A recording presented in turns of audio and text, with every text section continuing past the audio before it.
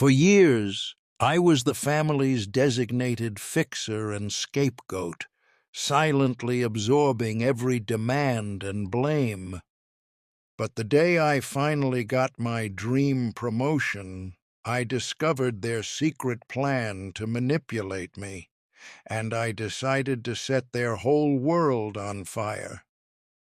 For as long as I can remember, I've been the family's designated scapegoat. Spilled wine on the new white carpet at Aunt Carol's? My fault for putting the glass too close to my clumsy cousin. Dad's favorite team loses the championship? My fault for changing the channel during a commercial break and messing up the game's juju.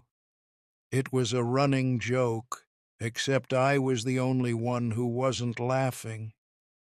My older sister Clara was the golden child, an aspiring artist who couldn't be bothered with trivial things like chores or budgets. My younger brother Leo was the baby, a charming screw-up who could flash a smile and get away with anything. And me? I was the reliable one, the fixer. The one who planned every holiday, remembered every birthday, and silently absorbed all the blame when things went wrong. My role was never more apparent than in our family group chat, innocently named Fam Bam. To me it was a digital torture chamber. It was a constant stream of passive-aggressive requests, last-minute demands, and thinly veiled insults, all directed at me. "Hey, can you pick up my prescription? You drive right past the pharmacy on your way home from that boring office job of yours," Leo would text. "The caterer for Mom's birthday needs a deposit." "Just pay it, and we'll get you back whenever," Clara would chime in, knowing full well whenever meant never. My own life, my own career, my own desires were always secondary, a footnote in the grand, chaotic story of my family. The breaking point didn't come with a bang, but with a quiet, profound sense of achievement. After 6 years of grinding, of late nights and working weekends, I was offered a massive promotion at my firm. It wasn't just a title change, it was a life change. It came with a corner office, a significant raise, and, most importantly, a mandatory week-long leadership conference in another country. I was ecstatic. For the first time, I felt like my hard work had truly paid off, that I was finally being seen for my own merit. I stared at the confirmation email, a huge grin on my face, when my phone started buzzing incessantly. It was the Fam Bam chat. The messages were flooding in. It was about my mom's upcoming 60th birthday, a milestone event that, of course, everyone assumed I would orchestrate from top to bottom. Clara had sent a Pinterest board of ridiculously expensive party themes. Leo was asking if I'd booked that pricey downtown venue yet. My mom herself chimed in, "Just let me know what I need to wear, sweetie. I trust you to handle all the little details."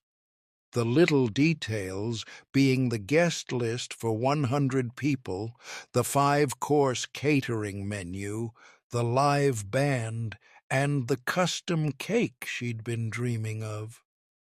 As I scrolled through the dozens of entitled messages, my promotion email still glowing on my monitor, something inside me just snapped. The years of resentment, of being taken for granted, coalesced into a single cold point of clarity. My leadership conference was the exact same week as the party.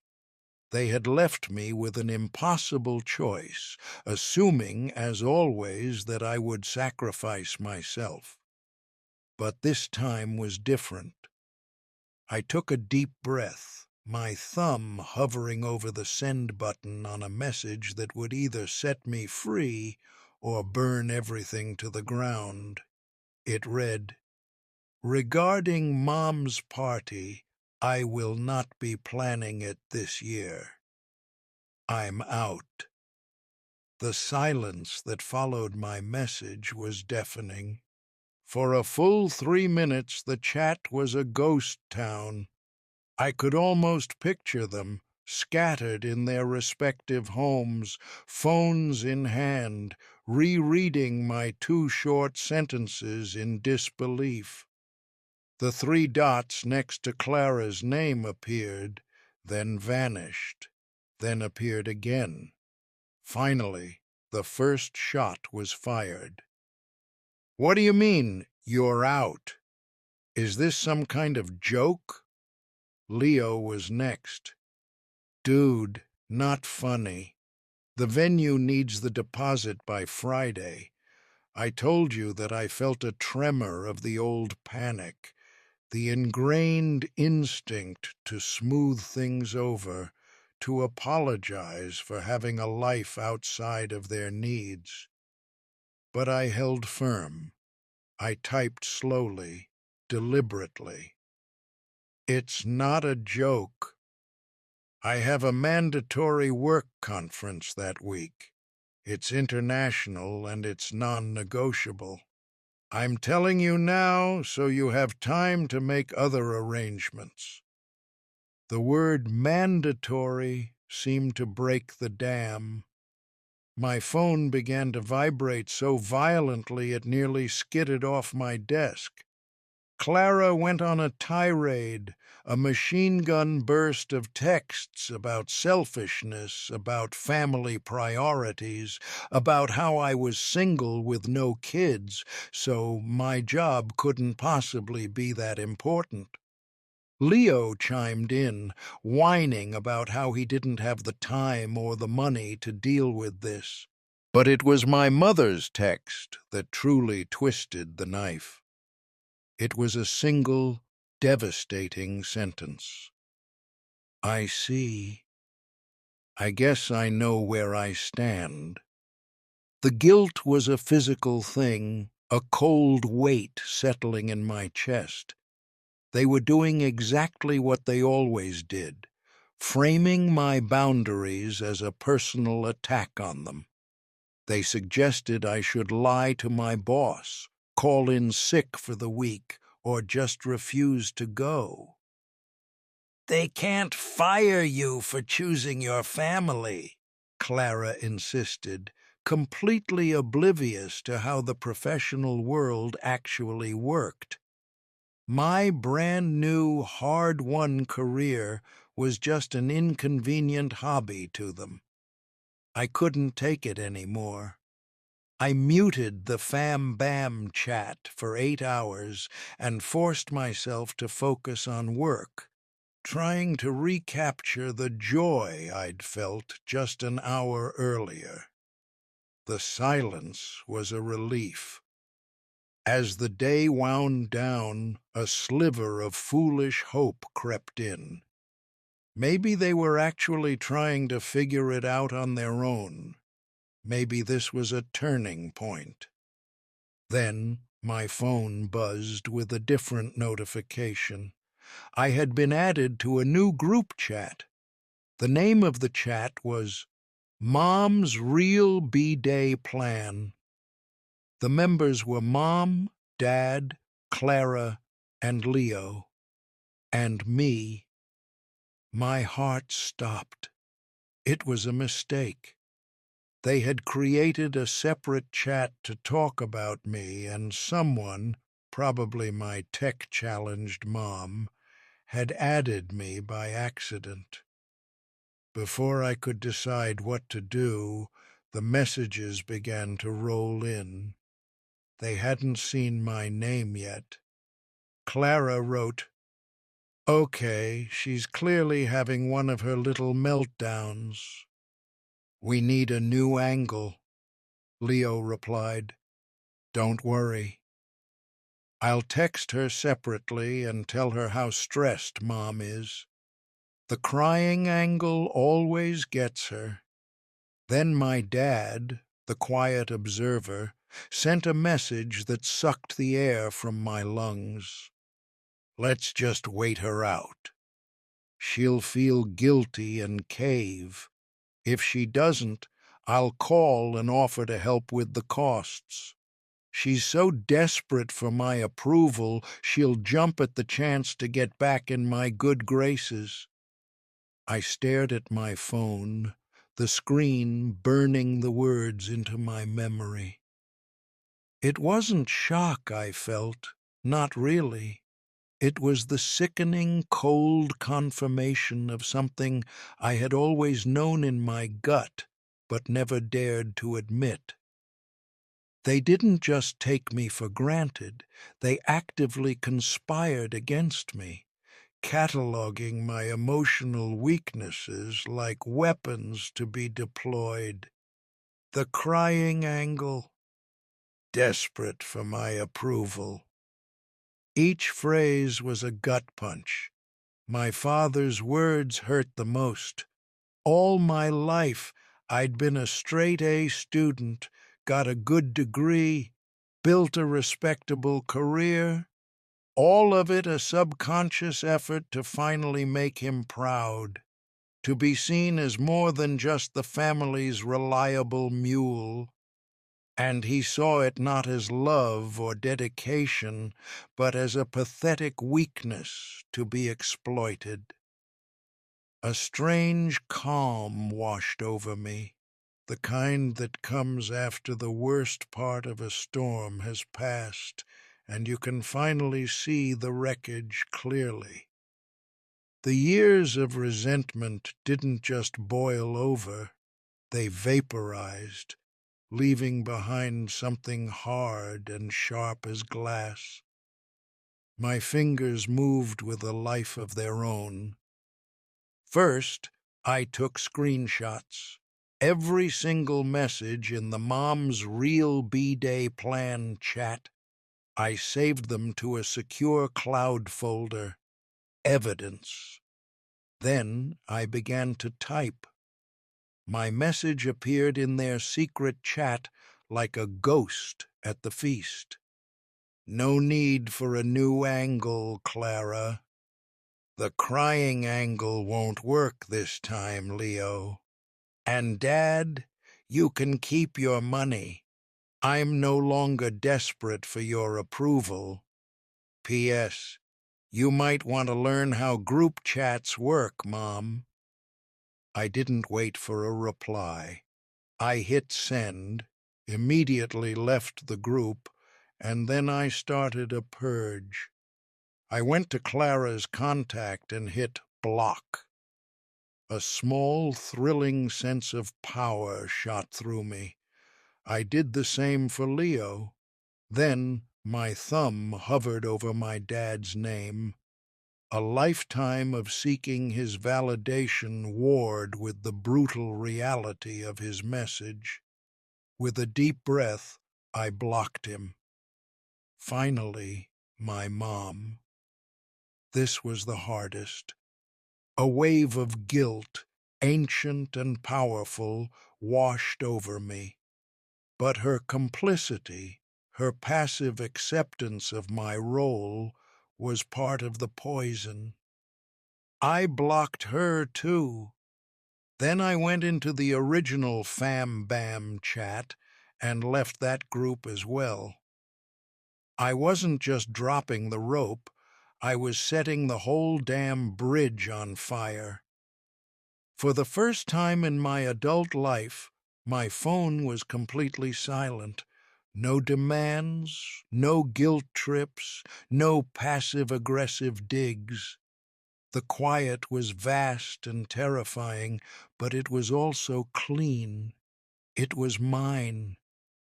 I sat there for a long time, watching the city lights flicker to life outside my window, feeling the first tentative stirrings of freedom. I pulled up my promotion email, the beautiful official document that had started all of this, and allowed myself a real, genuine smile. This was my future. I was so lost in the moment that I almost didn't hear it at first. A faint, rhythmic sound from my front door. It grew louder, more insistent. It wasn't a polite knock. It was a frantic, angry banging, the kind that makes your neighbors peek through their blinds. My blood ran cold. I lived in a secure building. No one gets to my floor without being buzzed in. No one except family who I'd foolishly given a key to for emergencies. The banging grew louder, rattling the door in its frame, and Clara's muffled voice screamed my name from the other side. My heart hammered against my ribs, a frantic drumbeat matching the pounding on the door. For a second, the old me, the peacekeeper, wanted to open it, to absorb Clara's rage and smooth everything over. But the screenshots on my phone were a stark reminder of why that was no longer an option. I walked to the door, my footsteps steady on the hardwood floor. I didn't look through the peephole. I already knew the face I would see, contorted with fury and entitlement. "Go away, Clara," I said, my voice surprisingly calm and loud enough to be heard over her racket. "Open this door right now. You can't just block us. Who do you think you are?" she shrieked, her voice cracking. "I'm the person whose home you're trying to break into," I said coolly. "You were given a key for emergencies. This is not an emergency. This is a tantrum. You have 1 minute to leave, or I'm calling building security." Her response was a string of curses and accusations. I was ungrateful, selfish, a monster for doing this to our mother. The familiar words that used to slice me to the bone now felt like pebbles hitting a brick wall. I glanced at my watch, waited exactly 60 seconds, and then calmly called the front desk. I explained that a non-resident was causing a disturbance outside my apartment and refused to leave. Through the door, I heard the muffled sound of the security guard arriving, his deep voice firm and professional. I heard Clara's indignant squawking as she was escorted away. And then silence. A real, profound silence. The quiet that settled in my apartment wasn't empty. It was full of potential. It was the sound of my own life waiting to begin. The week of my mother's birthday came and went while I was in a different time zone, networking with colleagues, learning from industry leaders, and feeling more myself than I had in years. I didn't reach out, and no one from my immediate family could reach me. The day after I returned, I got a text from a cousin. "OMG, you missed the disaster of the century," it read. She then sent me a play-by-play. With me out of the picture, the planning had fallen to Clara and Leo. The venue was never booked. They ended up throwing a last-minute potluck at my parents' house. Leo forgot to order the custom cake, showing up with a cheap sheet cake from the grocery store with "Happy Birthday" misspelled. Clara tried to manage the 100 guests and had a full-blown meltdown, getting into a screaming match with Aunt Carol over lukewarm appetizers. My cousin said my mom spent most of the night crying in her bedroom. The family's perfect image, propped up for years by my silent labor, had crumbled into dust the moment I stepped away. A few days later, a single text message made it through my wall of blocks. It was from my mother, using a friend's phone. "I hope you're happy," it said. "Your father is so disappointed. I don't know what I'm going to do without you. I miss my little fixer." I stared at the words, "My little fixer," and I felt nothing but a distant pity. She didn't miss me. She missed my function. Without replying, I blocked that number, too. I sat in my new corner office, the morning sun streaming through the huge window, and took a sip of my coffee. The view of the city was incredible. For the first time, the only person I had to answer to was myself. And she was finally wonderfully free.